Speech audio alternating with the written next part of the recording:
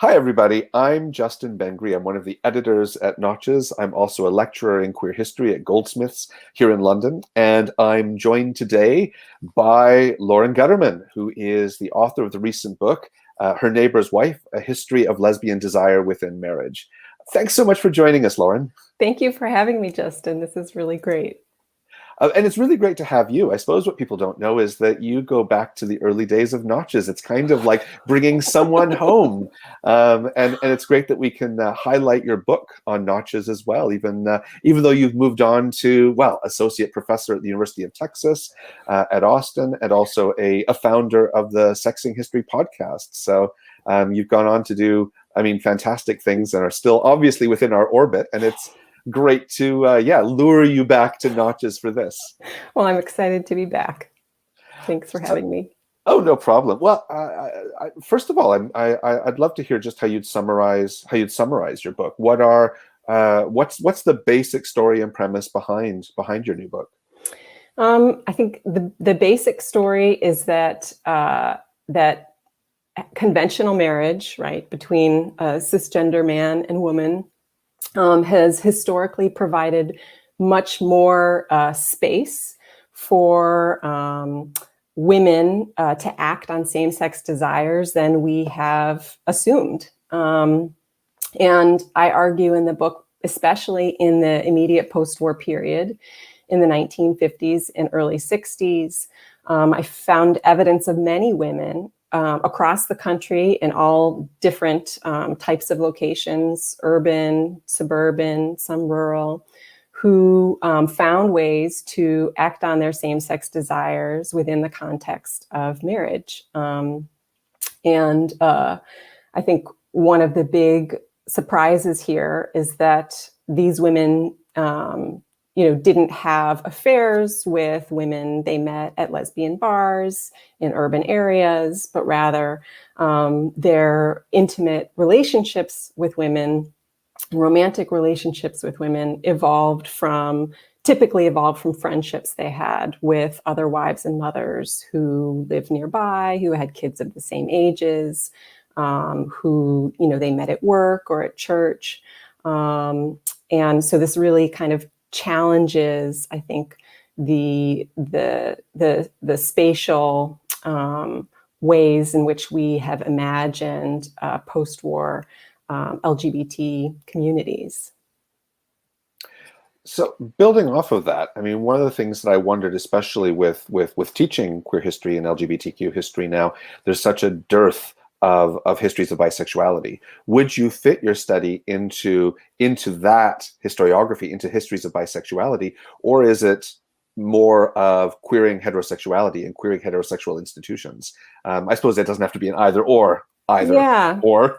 Mm-hmm. I guess I would say both, that it is about kind of uncovering the queer potential within, normative institutions like marriage, and especially in the post-war period when it was so difficult for women to lead a life with another woman outside of marriage, and divorce was so stigmatized. A lot of husbands that I found were, kind of aware of their wives' same-sex relationships, but it wasn't something that they talked about. It was something they assumed would pass, and so they were kind of willing to turn a blind eye to it.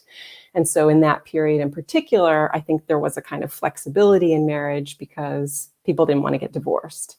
And with regard to the second question, I would definitely place my book in the context of histories of bisexuality, and within the time frame that I focus on, from 1945 roughly to the present, bisexuality and the word bisexual appears much more frequently in these women's oral history interviews and letters that they wrote. In the immediate post-war period, it wasn't a word that came up very frequently. In letters that married women wrote to the Daughters of Bilitis, the nation's earliest lesbian rights group in the United States. And, that reflects the ways that post-war psychoanalysts and psychiatrists, psychologists, like really didn't think bisexuality was a real thing. This was a false kind of cover for true homosexuality. But increasingly over time, especially in the 1970s, the word bisexual enters into a popular consciousness and popular culture in a new way. And even though it is an identity and a label that is very much stigmatized by many lesbian feminists at that moment, it becomes more available to married women and something that a word and identity that they increasingly use to define themselves. You mentioned the Daughters of Bilitis.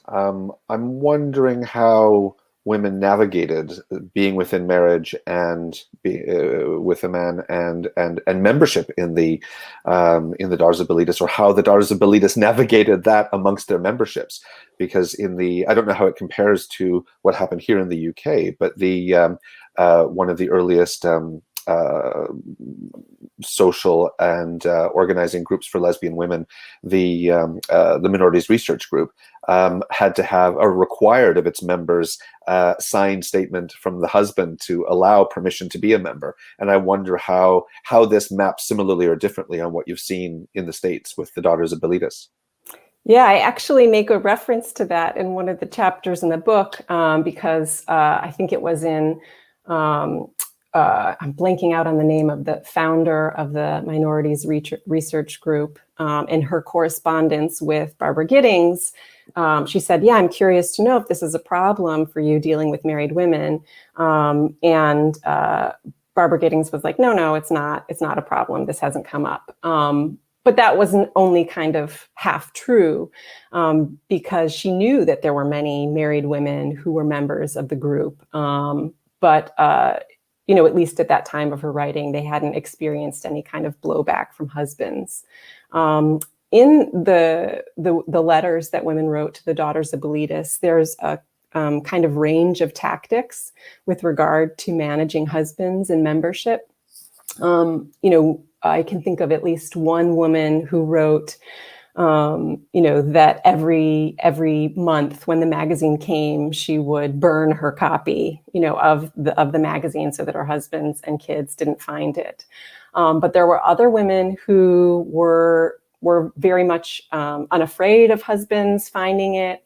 There was one woman who, if I'm remembering, from Ohio, I think, who wrote to the Daughters of Bilitis about how she wanted to open up a lesbian bar and her husband was all for it.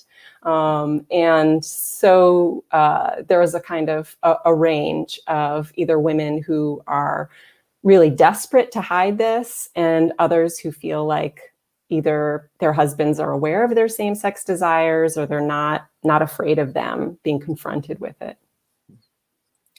So you've mentioned the letters of Barbara Giddings, you've mentioned oral histories, you've mentioned the magazine itself. I'm curious what all was included in your source base for this, because this really feels like one of those topics where there's a lot of experience, but maybe not a lot of records. And so finding that is, it's always a challenge for historians of the LGBTQ past, but I'm really curious to hear more about the range of sources you had to rely on, or some really good surprises in the archive. Yeah, when I imagined this project, I was originally just kind of planning to focus on 4 women's stories, and their archives weren't accessible. That kind of plan fell apart for various reasons. But when I went to the GLBT Historical Society in San Francisco, and I started going through the Del Martin and Phyllis Lyons papers, the longtime leaders of the Daughters of Bilitis, there were tons of letters from married women stretching from the 1950s to even the early 1980s. And I really wasn't expecting that. That was really a big surprise for me. And it was in finding those letters that it became clear to me that it would be possible to kind of write, a broad social history of this group of women. And so those letters are really a key research tool or resource for this project. But I think I've used about 60 other oral history interviews that scholars conducted previously with formerly married women or their lovers. And then I conducted about 30 oral history interviews myself, mostly with, much younger women. And then supplemented that with other letters that women wrote to different lesbian groups and bisexual groups and leaders. So the study very clearly speaks to a lot of aspects of the history of sexuality and histories of sexualities. What areas would you say your book addresses and speaks to in addition to that? Well, I think I'm really trying to speak as well to scholars and historians of marriage and the family. Because I think one of the, major things I'm trying to show here is that marriage hasn't been as straight as we've assumed, that the kind of this separation between the history of marriage and the family and LGBTQ history on the other hand, right, is a kind of false separation. And that those, in people's ordinary lives, those kind of what gets separated out into these distinct fields of history are actually much more deeply entangled than we've thought. I think also really speaking to our understandings of women's history in the post-war era, because both in LGBTQ history and in women's history, there's been a kind of assumption, or the dominant argument has been that married women were pretty constrained within marriage, that it was largely oppressive, that, we know about, of course, from Betty Friedan, the feminine mystique of women, especially middle-class white women, right, experiencing this kind of longing for a different life and feeling kind of trapped. And so I'm trying to complicate that historical narrative a bit to show that, within obviously the constraints of marriage and their, subordination within the institution, there were some ways that they were more able to act on same-sex desires than we would assume. Was there anyone whose story you really wanted to tell but weren't able to? Maybe not an individual, but like who's left out of the book that that you wish could have been included? Well, I won't provide any names. There was an incredible collection at the Lesbian History Archives. Two married women had a long-term lesbian relationship. One of the women had burned the letters from her lover, but the other letters, I believe it was from the 1950s, the entire collection was at the Lesbian History Archives. But that person didn't want the letters shared because they're still alive. So, and even now, although openly identifying as a lesbian. So I think that kind of continued feelings of, I don't know if shame is the right word, regret or sadness, or feeling that, it was wrong to kind of be engaging in a sexual relationship with a woman while married to a man, even if it was in the past, even if women have since come out and to identify as lesbian or bisexual publicly. I think those kind of negative feelings did prevent some women from wanting to talk with me or share their materials with me. And, that was one thing that I learned in the process of conducting oral history interviews, was just that we tend to tell, or we might tell this story as a kind of liberation narrative, right? In really happy, positive, proud terms. And of course, that's that's part of the story.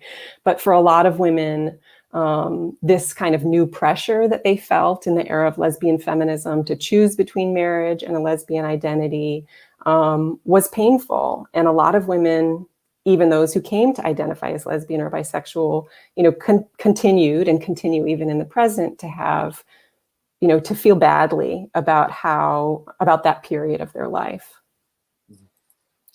No, I suppose there's a really challenging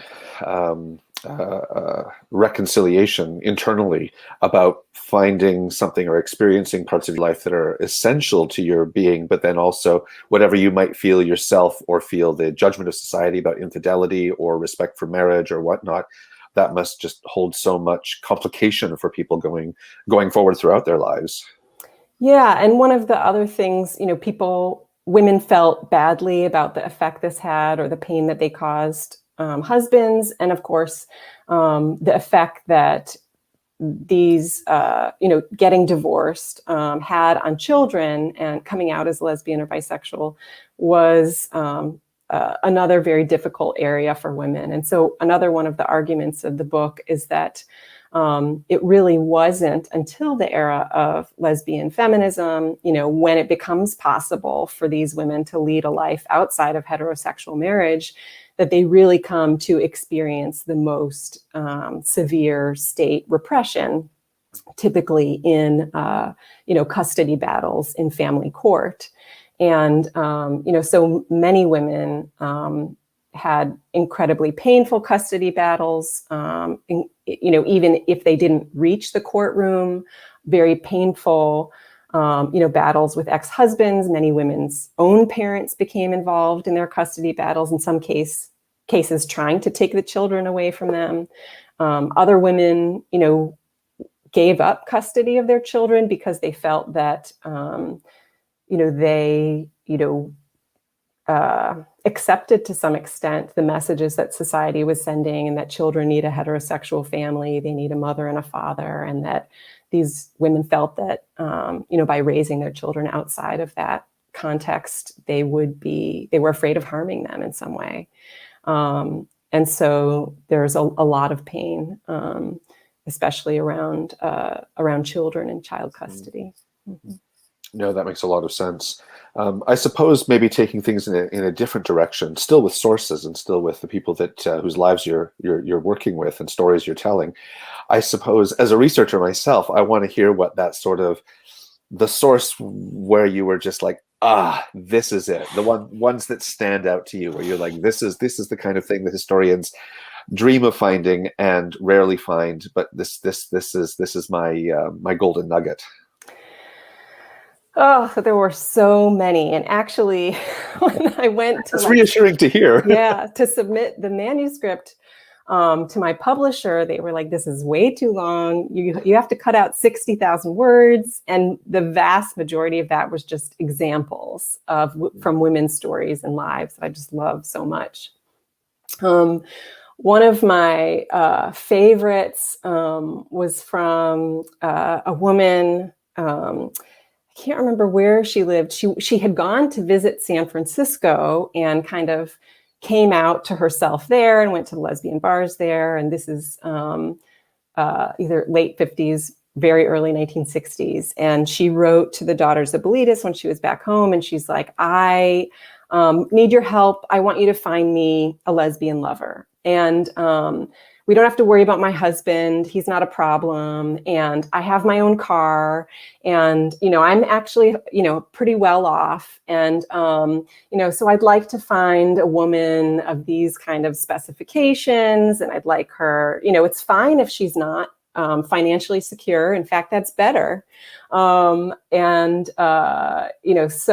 it just, her sense of kind of entitlement, her utter lack of concern about her husband, and her, just kind of like demanding that the Daughters of Bilitis be this matchmaking service for her, and that, she didn't have a problem with her marriage, so they shouldn't, was just, that was one of my favorites. But there were actually so many examples of that, of women just being kind of like, unrepentant, and it's okay, I can have it both ways. And my husband, we don't have to worry about him. He doesn't care, or he's not like around enough. And so that attitude and that confidence and that lack of repentance was one of the highlights for me in multiple letters. How did how did Bilitis, the daughters of Bilitis, handle those letters? Because I can imagine them being like, "Ooh, this is Yeah. like just this feels too flippant, or this feels too like not serious enough for serious issues." I mean, how did were there back and forth correspondences, or was it just sort of this is now the archive, and they responded kind of form letter ways? Or what's their response? Yeah, no, I mean, there's a lot of records of the letters that they wrote back, and they weren't form letters. They took a lot of time, were very personal. And one of the changes that I trace over time in the book is that in the post-war period in the 50s and early 60s, the Daughters of Bilitis was pretty welcoming to these women. They, even though Del Martin had been married and got divorced, they understood all the pressures on women to get married and remain married. And so, they were really not very judgmental. They were pretty accepting and friendly and welcoming in their correspondence with married women. And it's really only in the late 1960s and the 1970s where that begins to change, both within the Daughters of Bilitis and in other lesbian feminist, groups that emerge in that period that begin to take a harder line stance, right? Of either you can't have it both ways. You can't benefit from straight privilege and then call yourself a lesbian and sleep with us and not have the same risks that we have, or not claim that identity publicly, and be willing to confront discrimination. So, and Del Martin and Phyllis Lyon themselves reflect that change. So in their book, Lesbian/Woman, they are much harsher toward married women than they were in the 1950s and 60s. And so that is one of the kind of big changes that I trace within lesbian communities. And is that response more of a you need to pick your side, or this is one or the other, and a question about the validity of bisexuality even? I don't think that it was so much about the question of the validity of bisexuality, right? A lot of kind of gay liberationists of that era believed that that would be the ideal, right? That we're working toward, is where everyone can be recognized for bisexuality. But they felt that in this moment, the political choice had to be, you have to claim this gay or lesbian identity publicly, and we have to overturn gay and lesbian oppression and discrimination before a politically ethical bisexuality is possible. And so, many lesbian feminist women had been married or had meaningful, friendships or romantic and sexual relationships with men, but claiming that lesbian identity, absolutely was really a political choice. So going back to those 60,000 words that you had to cut, my heart breaks for you. I'm in the process of working on my manuscript, and I'm like, oh my goodness. What happens to them? I mean, is there another volume of material or submissions to Notches? Yeah, well, I haven't thought about some of those women that ended up on the chopping block in a long time. Yeah, I would be happy to share some of those stories on Notches. Yeah, I mean, some of them, again, some of my favorites had to do with women finding each other through religious institutions and retreats and organizations. And I had to trim some of those out because, there were just too many examples. Yeah. I guess that's the problem. People's lives are just so rich and so engaging. I'm planning projects beyond the one I'm supposed to be working on. They're actually more about people's lives precisely because of that. Yeah, I haven't. That's a great question. I haven't thought about some of those women in a while. It would be fun to do something with that. Yeah, yeah. Oh, I'd love to hear more about it when the time comes. I suppose, I mean, another one, given that we both are instructors at universities, I'm curious how you would ideally imagine your book being taught in the classroom, or what authors or what books you'd put your own book up against. Hmm. Well, I'd love to have it in conversation with other, books about gay and lesbian history in, the post-war era and the gay liberation era, but that focus on urban areas, right? Thinking of like Boots of Leather, Slippers of Gold, or so many books, and for professors and teachers to use my book to say, well, actually, the geography of LGBTQ history is, more complicated and broader than we might think. It wasn't simply limited to urban areas. So in that way, kind of, and also bringing it into conversation with other books about rural queer histories, I think would be really great. I would love for it to be taught in 20th century U.S. women's history course, to show that, even for women who kind of were able to embody the post-war nuclear family, mother ideal, that even these women were not as normative as we think. No, I think that makes a lot of sense. I mean, it's obviously given the work we do, it's easy to figure out what queer history text it would match against. But I can really see the value of putting it into a non-queer history context and saying, look, actually, the family isn't what you think it is, or the family's history is more complicated than you think it is, and exposing, I think, especially undergraduates that are just starting to think about histories of gender and sexuality in more critical ways. I can really imagine the value that would hold. And I'm excited to hear about the range of the geographical range of the book as well. I think in UK queer histories, we struggle a lot to get beyond histories of urban areas, and there's a longer history of non-urban queer history in the States. But it's great to see your work as part of that conversation as well. So why does this history matter today, Lauren? Well, I mean, one big way that I think it matters is in debates over gay marriage. And I think there's a misconception on both sides of the debate that straight marriage, right, was totally straight. And so this is one way of showing that, even before gay marriage was an option, homosexuality and queerness were already part of the institution.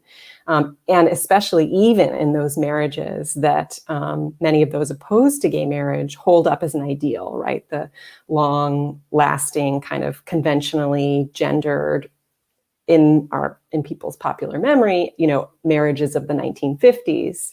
And, I'm showing that actually even then, and perhaps particularly then, when it was so difficult to live a gay or lesbian or bisexual life outside of marriage, that marriage was really queer at that moment, that there was this potential within it that, a lot of husbands and wives just kind of turned a blind eye and you get through it. And marriage wasn't about revealing, all your inner feelings. It was about adjustment and partnership and getting through.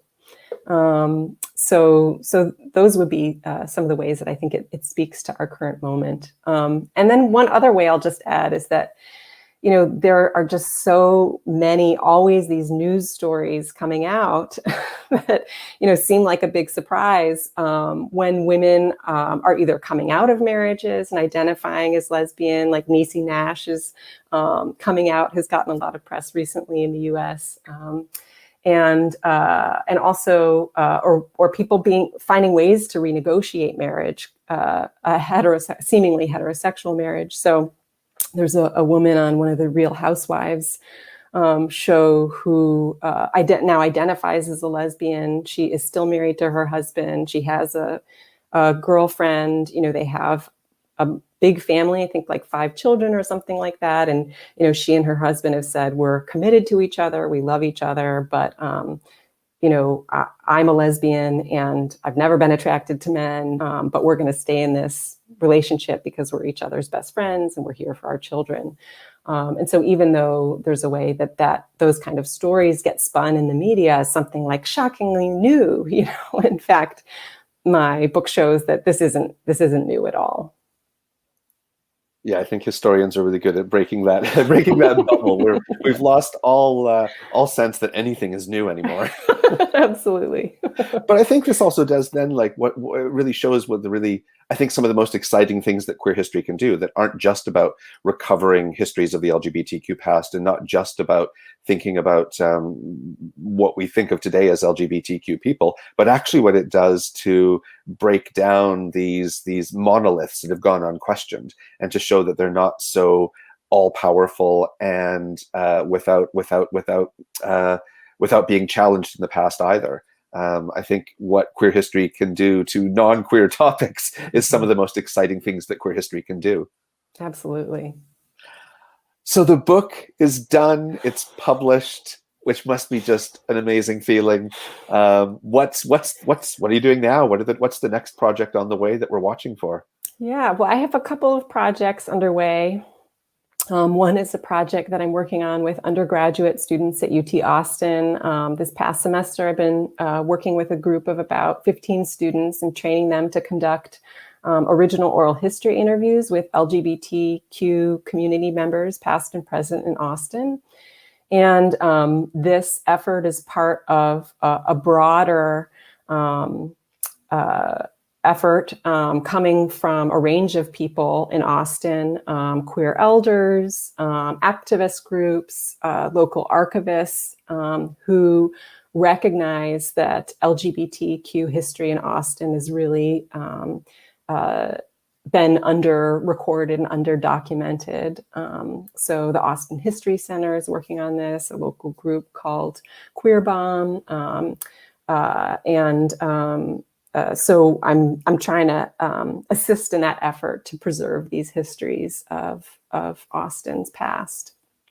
And another project that I'm working on, next book project, is called Queer Survival, and this is under contract with University of North Carolina Press. And this is a project that I really want to kind of change the conversation around this imagined connection between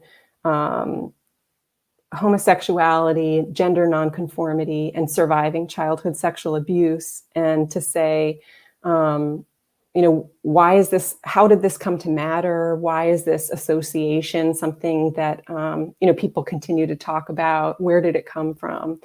And so the book kind of traces from the late 19th century to the present the different ways that various historical actors, including Christian conversion therapists and the relatively recent present, lesbian feminist activists, and psychologists and psychoanalysts and early sexologists have contributed to this imagined intellectual and cultural connection and the different political uses to which they've put it. No, that sounds like it'll be an equally interesting, equally demanding research project to find those stories and to find those topics and those sources. But it sounds like definitely one to watch, and it's certainly picking up on a lot of things I'm seeing a lot more of in other studies. So the timing feels really, really good for that, and obviously an important topic as well, and one that's really resonant right now with so many people and continues to be so. We'll watch for that too, and we'll have to do another interview when you get that one through. This has been a great experience. This is our first interview with an author, and it's, like I said, an absolute delight that it could be with you and that we could welcome you back. So thank you so much for joining us, Lauren. Awesome. It was an honor to be the first and a really great conversation. Thanks, Justin. Thanks. Bye.